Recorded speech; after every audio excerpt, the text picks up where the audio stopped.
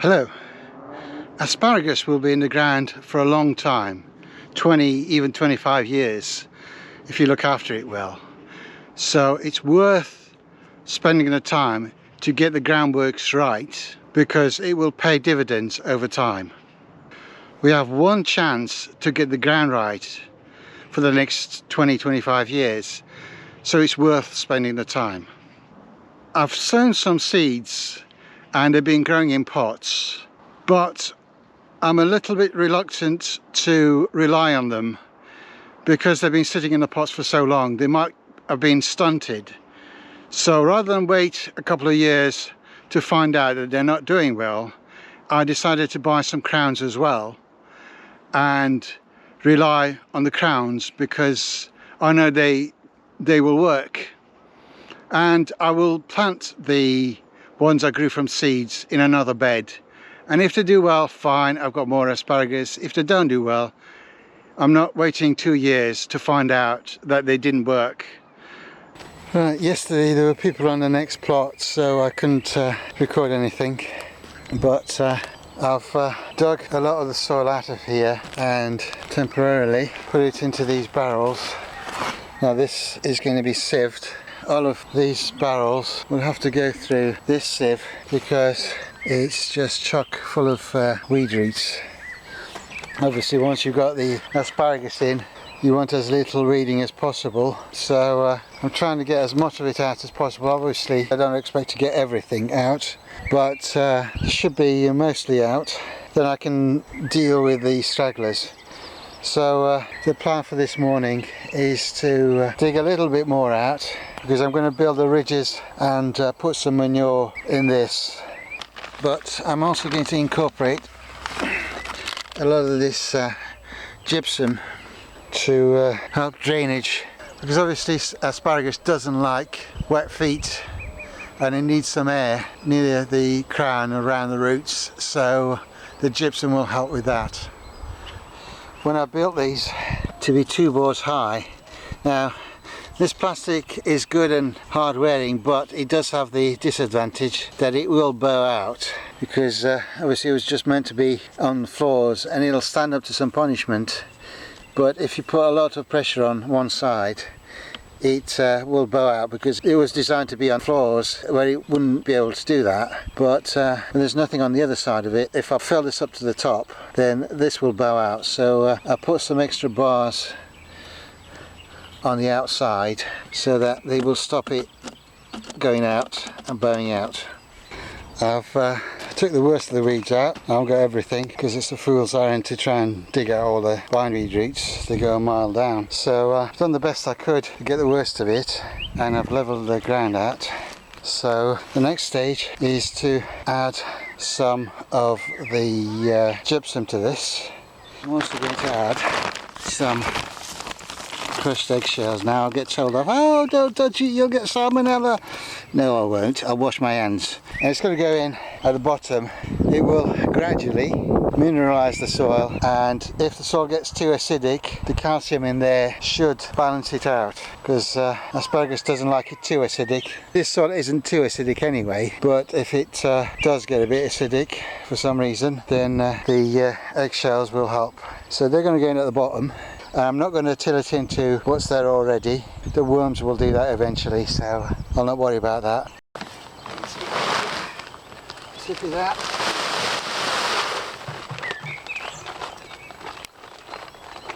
And then spread it around.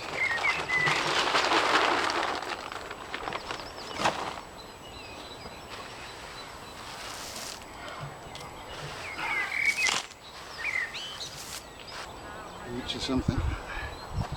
In the weed bucket. Just rake it over really. Don't be too fussy about making sure it's absolutely even.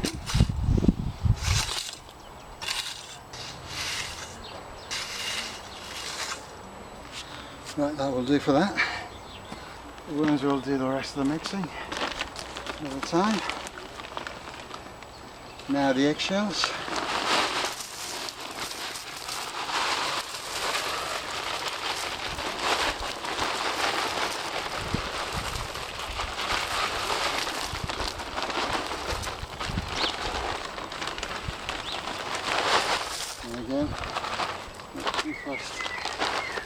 about it being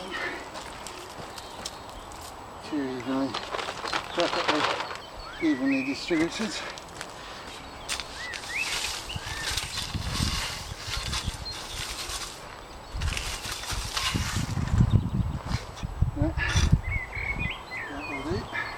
So that's the gypsum and the eggs sort of roughly distributed. Doesn't have to be perfectly mixed in, so it'll do. Of course there's going to be more soil and manure going on top of this, so it doesn't really matter. You and me are the only people who will ever see this, and the eggshells are that far down. Even if they did have salmonella on it, they couldn't do any harm. An unusual thing to do, but this is because the local wildlife doesn't respect freshly prepared beds. So if I dig up some ridges and put some manure in between it, by the time the asparagus arrives, the local wildlife will have dug in there and made a right mess of it. And even netting, they see it's more of a challenge than a deterrence. I was marking the ridges with poles anyway, so I thought, well, I've got these floorboards anyway, which I've used to build the actual beds. So I've just put them in so that when I put the manure in and the soil in, it'll stop them making a mess of it, and then hopefully they'll not be tempted to go in there and flatten out the ridges and poop in it. We'll see. It just gives them a bit of a hard time doing that. The asparagus has arrived, so let's have a look.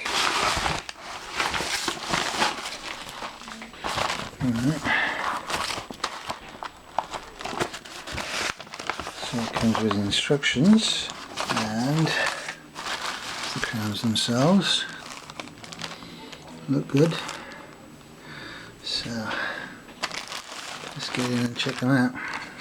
A couple of the crowns have broken, so I'm going to cut this and have a look. I'm not going to try and save the rubber band because I risk damaging the crowns. So right, so we've got 1, 2, 11, 12 crowns. That one looks a bit, there's a bit of fungus on it, which is not good. Yeah, looks a bit mouldy on some of them. But hopefully I'll get them into the ground quick. It should be alright. Right, it's the final day. Well, it'll have to be the final day because the asparagus arrived. I was thinking it might not arrive for another few days, but it has. So that's got manure in, that's going to have soil in, that's going to have manure in, so this needs filling, that's going to have soil in, and this one has also got manure in. I've done the 3 rows of manure, so the soil and the ridges are going to go between them, and the asparagus is then going to be planted on top of the ridges. But I've put some more of this gypsum above the manure. I'm not going to mix it in. So that's done. So the next stage is to sieve all that soil and put it in here. And the main reason for sieving it is to get rid of all the weed roots that are everywhere. And then as I put this back, I will sprinkle some more gypsum in with the soil as well. But I won't record that. I've got neighbours next door, and sieving soil is not very interesting. So I'll bring you back when it's done. When I dug the soil out, I just put all the big clods of earth into these big pots and onto that plastic sheet. So I'm going through them and putting them through a sieve and getting good soil out of it. Any small stones and things I'm throwing back in the bed. So these are alright, I just chuck them back in the bed because they'll be fine for drainage. But the main thing is to get rid of all these bindweed and couch grass roots. This is a bucket of them that I dug up, a bucket of all the weeds that I dug up as I was going through and digging up the bed. And as I'm sifting through these, I'm picking these up, and I've got another bucket which is filling up rapidly with all the roots, all these. So it's a horrible job, but I'm getting there. Right, the bed is prepared for the asparagus. We've got 2 central ridges, one there and one there, and then we've got manure on that side, in the middle, and on that side again. And these ridges are higher than the manure, so when I put the asparagus in, the crown will sit in the centre of the ridge and the roots will go down into the manure, or rather sort of lay on top of it. I've still got a little bit of this gypsum left, So I'm going to put that in and finish this off. So I'll sprinkle that on top. So the 2 ridges are done and covered in some of that gypsum as well. So that should help with drainage around the crown. Now I've got tubs of this fine soil, well I say fine, it's a centimetre wide mesh on this sieve. So that's fine enough for covering the asparagus. So I've got them in tubs ready, and whilst doing that I managed to fill another big pot. That's the size of my hand, so you can see it, and it's all matted. The soil was all matted with all weed roots. That's not to count all the rubbish and all the weeds from roses and other plants that have been in there. So that's taken some time to sieve this lot, but it's good soil now. So this will be used to cover the crowns and the roots, and then I will put compost on top, because this soil will have lots of weed seeds in it. So I will cover it with compost and then mulch it with something else to make sure that the weeds don't come through, because obviously once you've planted the asparagus it's hard to dig out weed roots. The asparagus needs to be about 75 centimetres apart. Well, the top of those 2 ridges are 80 centimetres because that's the standard size bed. My standard size bed is 3 metres long by 1.5 metres wide. So my spacing is making the best use of this bed. It's a little bit more than you would if you were putting it in open ground. And then normally you would space asparagus 40 to 45 centimetres. I'm putting them 50 centimetres apart because that makes the best use of this bed. And the next stage is to put the markers in, so I know where I need to put the crowns in. The first one is going out 25 centimetres from the end. And then every 50 centimetres from there on.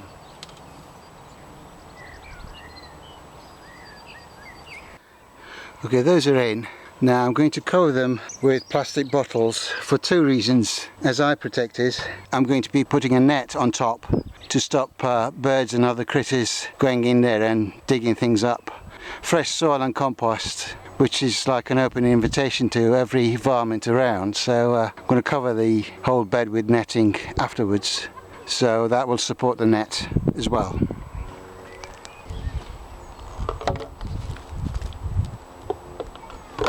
Right, that's done. Now that everything's prepared, we can put the asparagus in. In case you're wondering why I've gone through so much trouble making sure that there's no compost or manure under the crown of the asparagus, is because compost and manure sink over time. So if you've got the crown on top of the ridge and it sinks, the crown will go down with it, and then it could end up in a dip and get waterlogged and rot. That's why we always make sure that there's a mound of soil and we put the crown on top of that, because soil doesn't compact, so the crown will stay on top and it won't dip down below the ground level where it could get waterlogged and rot. When you get your asparagus, it's important to open it up immediately and check them. Now I've already opened this up and checked them before, but just to show you what to expect. There's the crown, and you've got these really long roots, and I've checked these and they're all good fine crowns. So let's get these planted. Now planting is pretty straightforward. All you've got to do is put the crown on top of the ridge and spread the roots half that side and half this side, and just lay flat.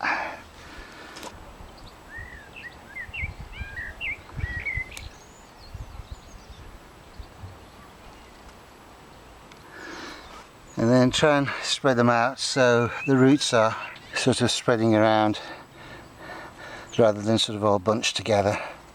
And the same on that side.